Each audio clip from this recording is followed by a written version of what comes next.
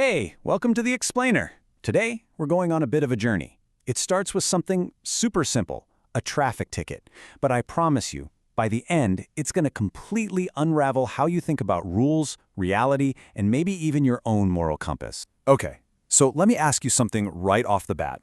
Have you ever broken a small rule just because it felt, well, completely pointless? You know, like jaywalking when there isn't a car for miles. I bet you have. Just hang on to that feeling, because it's the key to this whole thing. All right, let's dive in. Our story kicks off with a cyclist and a really familiar frustration, getting ticket after ticket.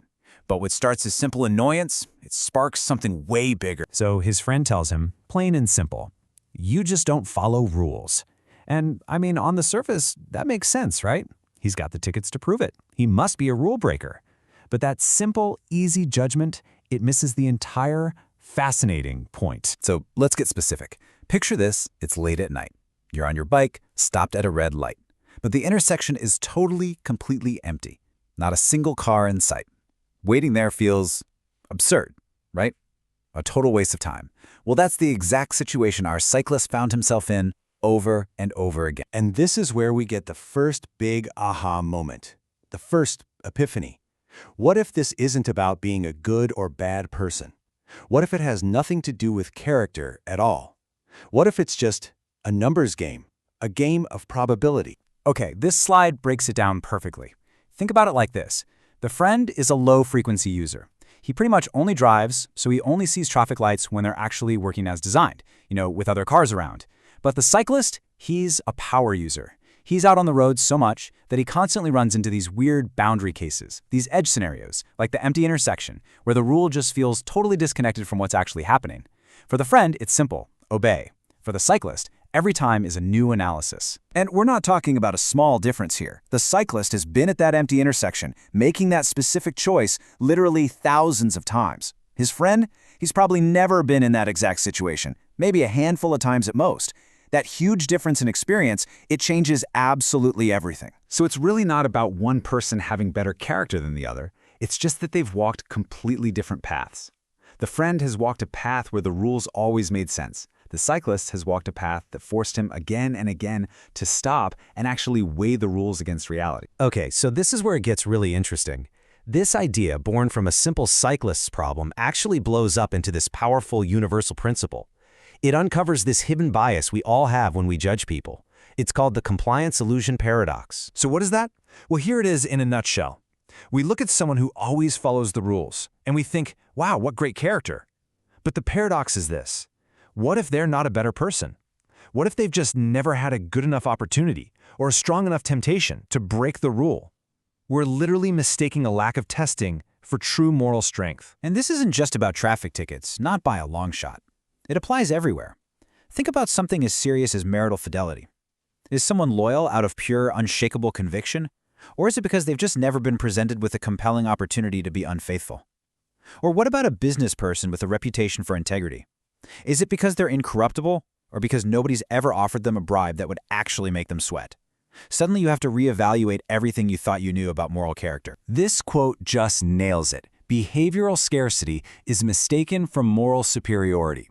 In other words, when the chances to do the wrong thing are super rare, we look at the person who does the right thing and call them superior. It's a really powerful and kind of humbling idea, isn't it? Okay, so this is really useful. It gives us a framework to tell the difference between different kinds of rule breaking. On one hand, you have a reasonable violation. That's our cyclist. It doesn't hurt anyone, and in fact, it shines a light on a flaw in the system. It suggests, hey, maybe there's a better way. But on the other hand, you have destructive violations. Those cause real harm and they don't fix anything. They just keep a broken system going. All right, so this framework is fantastic for understanding other people. It's a great tool. But this is where the story takes a really sharp personal turn. Because the most powerful insights, the ones that really shake you, they happen when you stop pointing the lens at everyone else and you turn it on yourself. So here's the question that changes everything. What happens when you take this exact same logic and you apply it to yourself, to your own judgments, to your own sense of who you are as a good person? And bam, that's the moment of truth. The cyclist has this stunning realization. He'd been defending his own reasonable violations, right? But at the same time, he was judging other people, say, someone who is unfaithful in a relationship, using the exact same simple black and white logic his friend had used on him. He was being a complete hypocrite, and he saw it clear as day. I mean, that is a chilling thought. He described it like this. He suddenly saw himself as a frog in a moral well, just sitting at the bottom, looking up, feeling all righteous and judging the world outside. It never once occurred to him that his so-called virtue wasn't really virtue at all. It was just the walls of the well. It was a life that was protected from any real temptation. Wow. So, where does that leave you? If your own sense of being a good person is maybe just an illusion, what's left? Do we just throw morality out the window? No, not at all. This realization doesn't have to lead to despair. It actually leads somewhere far more powerful. It leads to humility. Let's be really clear here. The takeaway is not that morality is meaningless. It's that our own goodness, it's a lot more fragile than we think. It's way more dependent on our circumstances than we ever dare to admit. So the real goal here isn't to tear everything down. It's to rebuild our sense of right and wrong on a foundation that's a lot more honest and a lot more real. So what does that look like? Well, here's a path forward. Step 1 is just to acknowledge it. Situation and opportunity have immense power over us. Step 2, once you get that, is to practice some real humility about your own moral strength. And from there, step 3, you can start to build genuine compassion for people who fail in situations you frankly never had to face yourself. And that brings us to this final thought. Rules aren't your enemy. They're just the starting point. The real growth, the real understanding, that all begins right where the simple rules stop. It begins in the messy, complicated reality of being human. So it leaves us with a big question to ask ourselves. What paths have we walked? And more importantly, what paths haven't we?